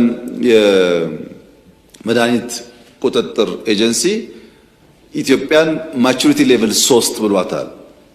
ጥቂት አፍሪካ ሀገራት ያሉበት ካታጎሪ ነው። ትልቁ ማቹሪቲ ሌቭል 4 ነው። ምን ማለት ነው? ኢትዮጵያ የምታመርታቸው መድኃኒቶች ለኤክስፖርት ደረጃ ተቀባይነት አላቸው ማለት ነው። እድገት አለ፣ ለውጥ አለ፣ ብዙ ደግሞ የሚቀር ነገር አለ። ብዙ እሱን አበክረን በመስራት ኢትዮጵያ ውስጥ ውጤት እንደሚመጣ ተስፋ እናደርጋለን። ከሚቀጥሉት 5 ዓመታት ስራችን አንዱ በውጭ ሀገር ደረጃ የሚታዩ ጸዳ ያሉ የሕክምና መስጫ ተቋማት መገንባት ይሆናል። ወባን በሚመለከት ወደ 14 ሚሊዮን አጎበር አሰራጭተናል። በነፃ የምናሰራጨው 3 ሚሊዮን ቤት ገደማ ጸረ ወባ ተረጭቷል። ለመጀመሪያ ጊዜ በ58 ወረዳዎች ክትባት ሰጥተናል። አዲስ ነው። ከዚህ ቀደም ክትባት አልነበረም ለወባ። ሙከራዎች እየተደረጉ እንዳሉ ለመግለጽ ነው። ያም ሆኖ በትምህርትም በጤናም አጠቃላይ በማህበራዊ ዘርፍ ጅማሮቻችን በአጭር ጊዜ ውስጥ ውጤት የሚያሳዩ ስላልሆኑ አበክረን መስራትና ውጤታማ ማድረግ ይጠበቅብናል። ዲጂታል ላይ ጠያቂውም እንዳነሱት በጣም ጥሩ ውጤት ተገኝቶበታል። 5 ሚሊዮን ገደማ ወጣቶች ኮደርስ አሰልጥነናል። ፕሮጀክቱን ስንጀምር 5 ሚሊዮን ቀልድ ነው አትችሉም ያሉ ነበሩ። ግን በጣም ትልቅ ስኬት ነው። መሶብ በቅርቡ እንኳን ስናገር 70 በላይ ብያችሁ ነበር። አሁን ከ100 በላይ ብራንቾች መሶብ ሰርቪስ ጀምረዋል። የሞባይል መኒ ሰርቪስ እንደምታውቁት በከፍተኛ ደረጃ እያደገ ይገኛል። ኤአይ ዩኒቨርሲቲያችን በጣም በጥሩ ሁኔታ ነው የሚገኘው። ምናልባት ከጥቂት ወራት በኋላ በጋራ ያለበት ደረጃ ለማየት እንሞክራለን። ግንባታ ላይ ስለሆነ ስታርታፖች ዲፒኦ ተስፋፋ ነው ያለው። በገበያችን በስራ በሰርቪስ ቴክኖሎጂ ከፍተኛ ኢምፓክት እያመጣ ነው። ቅድም በኮሪደር ብቻ ሳይሆን በሌላም ዘርፎች ብትሰማሩ ያሉት ወንድማችን ትክክል ናቸው። ለዚህ ነው ብዝሃ ዘርፍ ያልነው። ቴክኖሎጂ፣ ኢንዱስትሪ፣ ግብርና። በነገራችን ላይ ከተማ ከ5ቱ ፒላርስ ውስጥ የለበትም። 5ቱ ፒላር ኢንዱስትሪ፣ ማይኒንግ፣ ግብርና፣ ቴክኖሎጂና ቱሪዝም ናቸው። አርባናይዜሽን እና ኮሪደር፣ ኢነርጂ፣ ሎጂስቲክስ ሌላ ሌየር ናቸው እንጂ በዋና ፒላር ውስጥ የሉበትም። ያም ሆኖ ግን ከተማ ውስጥ ስለሚታዩ ጎላ ያለው ስራ እሱ ይመስለኛል። እሱ መተሳካቱ ጥሩ ነው። በሌሎች ዘርፎችም በጣም ከፍተኛ ስኬቶች አሉ። በኋላ ኢኮኖሚዎችን ሳነሳ እዳስሳለሁ። የውጭ ግንኙነት በሚመለከት በቅርብና በርቀት ስላለው የኢትዮጵያ የወዳጅነትና በጋራ ኮኤግዚስት ለማድረግ የምንከተለው መርህ በሚመለከት የተነሱ ሀሳቦች ትክክሎች ናቸው። ዓለም በጣም ተለዋዋጭ ባህሪ ይዟል። ፕሬዲክት ማድረግ አይቻልም። ስለ ሁሉ ነገር ተገማች ነው። በብዙ ዘርፍ ምን ገምተውና ውጤቱ ይለያያል። ውስብስብ ነው፣ አሻሚ ነው። አሻሚ፣ ውስብስብ፣ ተገማችና ተለዋዋጭ በሆነው አውድ ውስጥ የሚኖረን ፖሊሲ ፕራግማቲክ መሆን ካልቻለ በቋሚነት አንድ መርህ ማስቀመጥ ያስቸግራል። መስፈሪያው ናሽናል ኢንተረስት ሆኖ ፕራግማቲክ በሆነ መንገድ መሄድ ያስፈልጋል። ለዚህ እኛ የምንከተለው መንገድ ሀገርኛ ብሂል ነው። ውሃ ሲጠራ ባጭ፣ ሰው ሲታወክ ባት ይላል ሀገሬ ሰው። ውሃ ሲደፈርስ አትቅዳ ማለት ነው። ሲጠራ ቅዳ ማለት ነው። ነገር ሲደፈርስ በጥንቃቄ ማየት፣ ሲጠራ ደግሞ የሚያስፈልገውን ነገር መጨለፍ ያስፈልጋል። ቢኮዝ የሚደፈርስባቸው አካባቢዎች አክተርስ አሉ። እነዛ አክተሮች ለምን እንዳደረጉት በወጉ በቅጡ ሳናቅ የሚኖረን ኢንቮልቭመንት ጥንቃቄ የታከለበት መሆን ያስፈልገዋል። የኛ መርህ ምንድነው ያላችሁ እንደሆነ የኢትዮጵያን የውሳኔ ሉዓላዊነት ማስጠበቅ ነው። በእኛ ዲሲሽን ውስጥ በእኛ ናሽናል ኢንተረስት ውሳኔዎች ውስጥ ሌሎች ከፍላጎታችን ፈቀቅ በሚያደርገን ልክ ኢንፍሉዌንስ እንዲያደርጉ አለመፍቀድ ስትራቴጂክ ኦቶኖሚያችንን መጠበቅ ነው። በዚህ ደግሞ እንታወቃለን። በቀላሉ ሸብረክ እንደማንል ይታወቃል። ለዚህ የምንከተለው መንገድ በእኛ ሳይድ 3 መ ብለን አስቀምጠናቸዋል። አንደኛው መቋቋም ነው። ሬዚሊየንት ኢንስቲትዩሽን እና ሀገር መፍጠር። ያን ለማድረግ ክፍተት ሲታይ ክፍተት መሙላት፣ በሶፍትም በሃርድም የሚያስፈልጉ ፓወሮች ክፍተት እያየን መገንባት። ሁለተኛ መጠቀም ነው። ፈተናን ወደ እድል መቀየር። ሶስተኛው መግራት ነው። በሰው አጀንዳ መገራት ሳይሆን የራስ አጀንዳ ፈጥሮ መግራት ነው። እዚህ ቦታ ላይ አላነሳውም ጊዜው ስላልሆነ። ይገርመኛል፣ አጀንዳ ፈጥረን የመግራት አቅማችን ያደገበት ደረጃ አንብሊቨብል ነው። አሁን አልገልጸውም ለጊዜው። ያም ሆኖ ግን መቋቋም፣ መጠቀም፣ መግራት መርህ አድርገናል። በነበረው ግጭት እነዚህ መርሆች አፕላይ አድርገናል። ምግብ ማምረት ክሪቲካል ነው፣ ግጭት ሲፈጠር እንቸገራለን ብለን ነበር። አሁን ባለው ግጭት ማዳበሪያ፣ ነዳጅ ስለሚጠፋ አፍሪካ ትራባለች የሚል መዝሙር ሟርት ትሰሙ ይሆናል። ብዙ የሚነገረው አይ ካነሹሪው ኢትዮጵያ አትራብም፣ ለነሱ የሚስሙት እኛ እንራብም፣ ሰርተን ራሳችንን እንመግባለን። ይሄ ቋንቋ እንደማይጥም አውቃለሁ፣ ግን አንራብም። እዛው ተጋጭተው ችግራቸውን ሳይጨርሱ ትራባላችሁ፣ እዛው ኮቪድ ብለው ታልቃላችሁ ሲባል እንዳለ ይህን ሟርት መቀበል ትክክል አይደለም። ኖ ማለት ያስፈልጋል። ጫና የለውም ወይ? ይኖረዋል። ጥቅምስ አለው። ብዙ አትርፈንበታል፣ ብዙ ተጎድተንበታል። ከሁሉ በላይ 2 ትላልቅ የዓለም ጦርነቶችን በደንብ አናላይዝ ካደረግን በኋላ እንደ ሀገር ሉዓላዊ ክብራችንንና ሀገራዊ ብቃታችንን የሚያናጉ ክፍተቶች ለይተን አቅም ገንብተንበታል። እዛ ያየነውን ጥንቃቄ ተምረንበታል፣ ክፍተት ሞልተንበታል። በዚህ ውጊያ ያገኘነው ትምህርትና የፈጠርነው አቅም በጣም በጣም ከፍተኛ ነው። በጣም ከፍተኛ ነው። ብዙ ትምህርቶች አግኝተንበታል። በዚያው ልክ ደግሞ ያስከተለው ጉዳት አለ። ሁለቱም ባላንስ አድርጎ ማየት ያስፈልጋል። ከጠላት አንጻርስ ያለው ስሌት ምንድን ነው? እኛ ስትራቴጂክ ኦቶኖሚ ለመጠበቅ 3 መ እንዳልነው ሁሉ ጠላት ደግሞ ሳያቅ እሱም 3 መን ይከተላል። በስሁት ስሌት አንደኛው መካድ ነው። መካድ ኢትዮጵያ ድል በሀብት ያላት፣ አልገዛም የሚል ህዝብ ያላት፣ ሊገዟት 2 3 4 ሞክረው ተሸንፈው የተመለሱባት ሀገር መሆኗን፣ ኢትዮጵያ ማንበርከክ ቀላል አለመሆኑን ቢያቅም ታሪኩን ይክዳል። አንዱ መካድ ነው። ሁለተኛው መርሳት ነው። ይህ ሀገር ስትራቴጂክ ዴፕዝ አለው፣ ሂውማን ዲቪደንድ አለው፣ የወጣት ሀገር ነው። ከከፋ ራሱን ሊከላከል ይችላል። አቀማመጡም ተቋማዊ ልምምዱን ቀላል አይደለም የሚለውን መርሳት ደግሟል። ስለኛ ሲያስታውሱ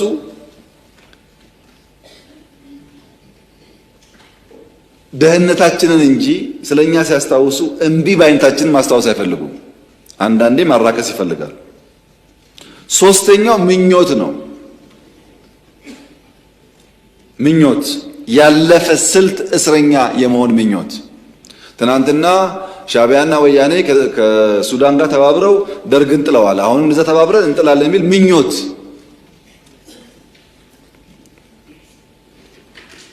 እንኳን ሻዕቢያና ወያኔና ሱዳን ሌላም ቢጨመር በኢትዮጵያ ሉዓላዊነት ቅንጣት ታክል ስጋት የለም። ቅንጣት ታክል።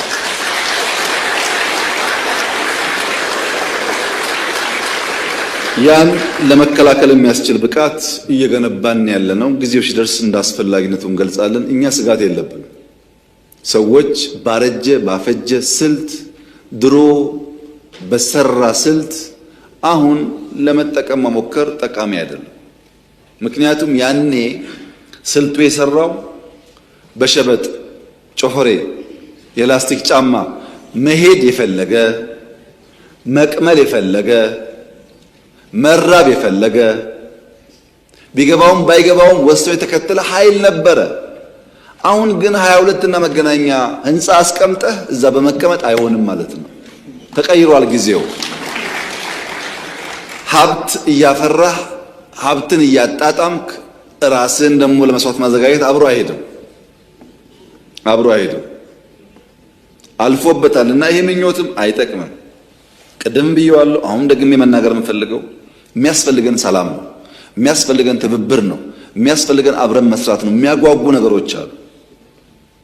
ትግራይ ጦርነት እንዲፈጠር ሰፊ ፍላጎት አለ። እምቢ ያልንበት ምክንያት ትርፍ የለውም ብለን አሁንም ለሰላም በራችን ክፍት ነው፣ ለንግግር በራችን ክፍት ነው። መወያየት የምንፈልገው ሰላም ማምጣት የምንፈልገው በእኛ በኩል ትተን ተጎርተን ለትግራይ ሰላም ከመጣ ፍላጎታችን እሱ ነው። ግን አንድ ነገር ማወቅ አለባችሁ። የዛሬ 20-30 ዓመት አሁን ያለው መንግስት አሁን እዚህ ፊት ለፊት የምታያቸው ሰዎች ከወረዱ በኋላ ተመልሰው መጥተው ኢትዮጵያን እንምራ ካሉ ኢትዮጵያ ሞታለች ማለት ነው።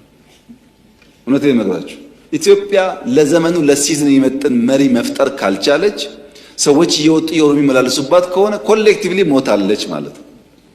ይሄ የሚያኮራ ነገር አይደለም፣ የሚያሳፍር ነገር ነው። 50 ዓመት ፓርቲ መርተህ ፓርቲ የሚተኩ ሰዎች ካልፈጠርክ ሌላ 1000 ቢሰጣ አትፈጥርም ማለት ነው። ቲፒኤልኤፍ 50 ዓመት ፖለቲካል ፓርቲ ሆኖ አንጋፋ ፓርቲ ሆኖ ወጣቱን ትውልድ ማመን ካልቻለ ኪሳራ ነው። በፍጹም አትጠብቁ። ድልና ቲፒኤልኤፍ አራምባና ቆቦ ናቸው። አትጠብቁ። ለመሰላችሁ የሚያሳየው ነገር ኒው ብለድ፣ ኒው ቶት፣ ኒው ዳይሬክሽን የማይቀበል ፎርስ በነበረው ነገር የትም አይደርስም። ያስ ቢሆን እኛ የምንፈልገው ሰላም ነው። ከማንም ቢሆን መነጋገርና ሰላም ልማት ነው የምንፈልገው። ከግጭት አናተርፍም፣ አይጠቅመንም። በተለይ ትግራይ አካባቢ የኛ ትልቁ ምኞት ባህር ዳር የምናየውን፣ ጎንደር የምናየውን፣ ጅማ የምናየውን፣ አርባ ምንጭ የምናየውን የኮሪደር ዴቨሎፕመንት መቀሌ ማየት ነው ምኞታችን እሱ። ከዚህ ውጭ ያለው ጉዳይ አይጠቅመንም፣ አንፈልገውም። የኛ ባንዳዎች የክራብ ሜንታሊቲ ያላቸው፣ ክራብ ተጠላልፎ መውደቅ እንጂ ተያይዞ ማደግ አይችልም። ተጠላልፎ መውደቅ ጠቃሚ አፕሮች አይደለም። በእኛ ሀገር ብልህ ከራሱ ጠቢብ ግን ከሰው ይማራል ይባላል። ጠቢብ መሆን እንኳ ባንችል ከኛው ስህተት ተምረን እማናድግ ከሆነ አስቸጋሪ ነው የሚሆነው። ባለፈው የፈጠርነውን ስህተት መድገም የለብንም። በቃን፣ ግጭት አያስፈልገንም። የኢትዮጵያ መከላከያ ሰራዊት አሁን ያለው አቅም ትናንትና ካለው ጋር አይገናኝም። ግጭት ካለ ኪሳራው ጥፋቱ ብዙ ነው እና እባካችሁን በየትኛውም ቦታ ያላችሁ ሊቀመንበር ካልሆናችሁ ዓለም የለ ይመስላችሁ እናንተን ሊቀመንበር የሚል ማድረግ እንሰጣችኋለን፣ ግን ሰላማችን ስጡን። ይሄን መልእክቴ ነው። ሁል ጊዜ እኔ ከሌለው እኔ ካልመራው እኔ ከሌለውበት ሁሉ ኪሳራ የሚል እሳቤ አደገኛ ስለሆነ እሱን ማድረቅ ያስፈልጋል። በሁሉም ወገን ነው፣ በሁሉም ወገን። ትግራይ ብቻ አይደለም፣ ኦሮሚያም ይሰራል። ይሄ እኔ ታግያለሁ፣ እኔ 40 ዓመት ቆይቻለሁ፣ 50 ዓመት ቆይቻለሁ፣ እኔ ያለው የሚሉ ሰዎች ኦሮሚያ ውስጥም አሉ። እውነት ነው፣ ታግለዋል፣ አይካድም። ለምሳሌ የኦነግን የትግል ታሪክ ለማራከስ የሚሞክር ኦሮሞ የለም። እኔ ልንገራችሁ፣ ታግሏል። ኦነግ ኦሮሞን አንቅቷል፣ ኦሮሞን አደራጅቷል። ምንም አይናቅም፣ ክብር ይገባዋል። ነገር ግን አሁን ያለው ዘመን አሁን ያለው የሊደርሺፕ አፕሮች ያኔ ከምናውቀው ጋር ይለያል። ለዛ ደግሞ የተዘጋጀ ኃይል ሲኖር እንዲሁ ሰብሰብ ብሎ ማክበር ጥሩ ነው የሚሆነው። መናናቅ ሲጀምር ኒው ጄኔሬሽን ብቻ ለሚናቀው ለምሳሌ በትግራይ አይታችሁ ከሆነ ታደሰ ወረደ ማለት እድሜውን በሙሉ ወይም ጻድቃን ማለት እድሜውን በሙሉ ትግራይ ታገለ ነው። በትግል ደረጃ ደብረጽዮንና ታደሰ ወይም ጻድቃን እምብዛም አይለያዩም፣ አብረው ነበሩ። አንደኛው ጥሩ ሌላው መጥፎ ሊሆን አይችልም። ግን እየወደቅ ስትሄድ ልክ እንደ ውሃ ነው። እየወረቅ ስትሄድ መሽተት ትጀምራል። ማራከስ ከጎን ይጀምራል። ኦነግ ጋር ብትሄዱ እንደምታውቁት እኔና ጋሽ ዳውድ ኢብሳ ይለያያል እሳቢያችን። ግን ጋሽ ዳውድ ኢብሳ ጀግና ናቸው። ይሄንን ግን አልክድም። እኔ ላለፉት 40 ዓመታት ኮንሲስተንትሊ ለኦሮሞ ውስጥ ታግለዋል፣ በችግር በመከራ ውስጥ። እኔ ጀግነታቸውን አምናለሁ። አብሮ የታገለው ግን አያምንም። የጋሽ ዳውድ ግሩፕ ጋሽ ሌንጮን ያራክሳል፣ የጋሽ ሌንጮ ግሩፕ ጋሽ ዳውድን ያራክሳል። ሁለቱም ግን ጀግኖች ናቸው። መራከስ አያስፈልግም፣ መማር ነው የሚያስፈልገው። ከድካማቸው ተምረን የበለጠ ሆነን መገኘት እንጂ አንዱን ማራከስ ዋጋ የለውም። ሲሚለርሊ ቲፒኤልኤፍ የትግራይ ህዝብ ያደረገው ተጋድሎ፣ የአማራ ታጋዮች ለአማራ ያደረጉት ተጋድሎ፣ የአፋር፣ የሶማሌ፣ የቤንሻንጉል፣ የጋምቤላ ክብር ሊሰጠው ይገባል። ነቅተው ለማንቃት ሞክረዋል። ነገር ግን አሁን ዘመኑ ኤአይ ነው፣ ተላልፈናል። ብዙ መራራቆች ስላሉ አንድ ነገር እያሰቡ በአንድ ጊዜ በመስራት አይሆንም። ኦፕሬቲንግ ሲስተሙ በጣም ፈጣን ነው። ይህን አምኖ መቀበል የሚያስፈልግ ይመስለኛል። በእርግጠኝነት የምነግራችሁ ግን አምኖ መቀበል ካልቻሉ መቼም ማሸነፍ አይችሉም።